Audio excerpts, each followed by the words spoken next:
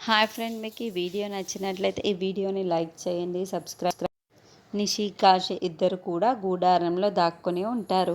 అప్పుడే షర్మిల ఠాకూర్ 3 లెక్క పెట్టేలోపు మీరు బయటికి వచ్చారా సరే, లేకపోతే నా 2 టన్లే మీకు సంబంధాలు చెప్పుతాయి అని రెడీ 1 2 3 అని చెప్పగానే నిషి గూడారంలో నుండి పరుగులు పెడుతూ బయటికి వస్తూ ఉంటుంది. అక్కడ నుంచి తప్పించుకొని పారిపోవడానికి పరిగెడుతూ ఉంటుంది. ఏ ఆగు అని వెళ్తున్న వాళ్ళందరినీ చూసి వెంటపడుతూ ఉంటారు. ఏయ్ ఆగుతావా లేకుంటే షూట్ చేసేయానా అని షర్మిల ఠాకూర్ కూడా వెంటపడుతూ ఉంటుంది.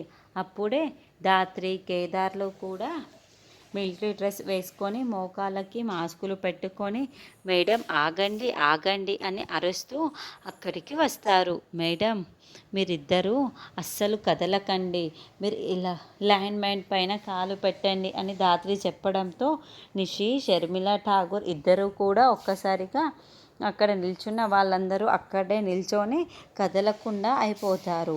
మీరిద్దరూ కూడా కాలు తీసి అక్కడికక్కడే పేలిపోతారు, జాగ్రత్త అని ధాత్రి మరీ చెబుతూ హెచ్చరిస్తూ ఉంటుంది. అవునా, గుడ్ లక్ మైండ్ పైన పాలు పెట్టామా అని నిషి షర్మిల ఠాకూర్ ఇద్దరూ కూడా చూసుకుంటూ ఉంటారు.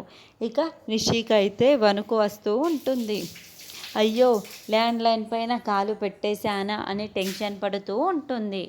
వెనకాలే అస్సలు కదలకండి, మొన్న ఎవరో ఒకరు ఇక్కడికి వచ్చారని చెప్పారు కదా, వాళ్ళు ముగ్గురు ఇక్కడికి వచ్చి ఈ ల్యాండ్ పైన కాలు పెట్టేసి వెళ్ళినట్లున్నారు, ఖచ్చితంగా అది వాళ్ళ పనే అని ధాత్రి చెబుతోంది.